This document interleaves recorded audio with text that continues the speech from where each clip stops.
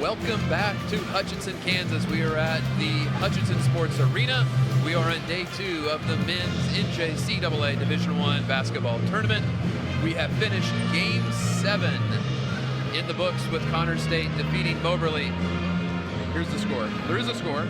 It is 86-77. Sorry about that.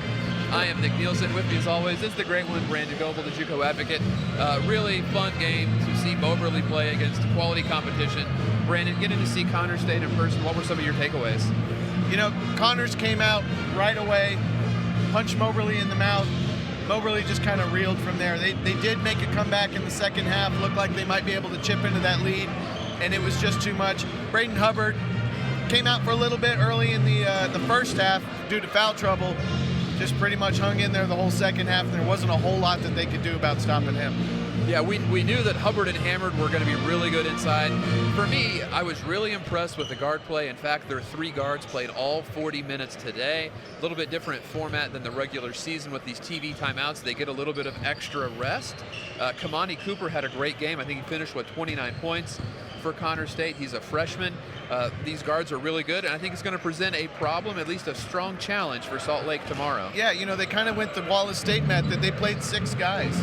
They basically said, here are our best 6 players. That's who we're going to roll with. And if we need to go to 7, we're not sure who that is.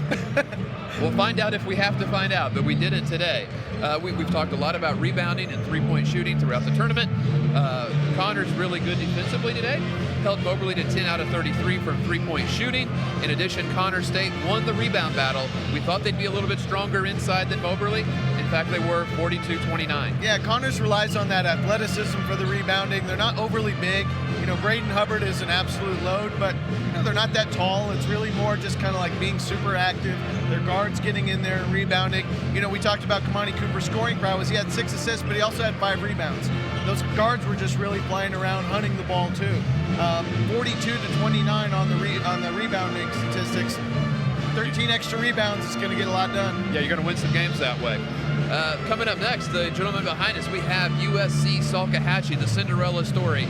A year ago at this time, they didn't even have a men's basketball program versus the most storied junior college basketball team, the Hutchinson Blue Dragons, multiple national titles, host of the event.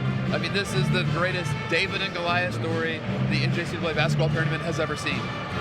I mean, we talked about it earlier that if somehow, some way, USC Salkehatchie would have pulled this off, greatest upset in tournament history. You know, not that Hutchinson is the best team to ever lose a game if they were to lose one here, but USC Salkehatchie literally didn't have a program. Coach Matt Lynch comes in, first year, gets it done in one of the toughest jobs in the country. When we say they don't have the resources, they don't have any resources. I'm not actually sure that there's much in the way of any scholarship money there available, but they got it done. They're very well coached. They play really hard. Got to watch the game against Caldwell Tech in the championship. They don't let up. They shoot the ball well. This is definitely the David versus Goliath story, but if this game is close in the second half, get ready. Yeah, and I think you make a great point. The first half and getting off to a quick start is really important because after us, the following game, Barton, comes in here and plays. There's not a lot of love lost between Barton and Hutchinson. So if Salkehatchie could keep this game close, there's a good chance that the Barton fans rolling into the sports arena could be the Salkehatchie fan base. So excited to see what happens. Hutchinson led by a couple of All-American type players, Valentino Simon and Cameron Thomas, the great three-point shooter.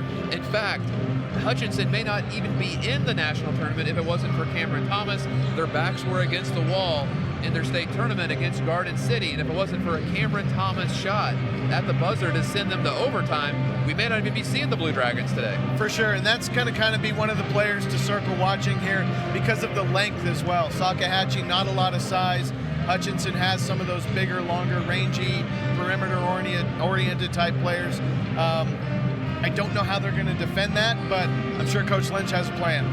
Yeah, Hutchinson, I think if there's any, if they have kryptonite, right, is that they have not been a great three-point shooting team throughout the season. This is not a vintage Tommy DeSalm team that has three-point shooting everywhere. So if they're not shooting the ball well, Salkehatchie, a good rebounding team, who knows? A puncher's chance if they can keep keep it close. Maybe that Barton fan base can help Salkehatchie down the stretch. You know, during the JUCO Jam show this season, we really kind of kept going back to the fact Hutchinson wasn't playing as fast this year. You know, they had their moments, but, you know, not kind of that traditional Tommy DeSalm up and down, up and down. But they might go back to that this game, not really trying to worry about relying on three-point shooting, just trying to get out in transition, trying to out-athlete USC Salkehatchie, seeing if they can keep up.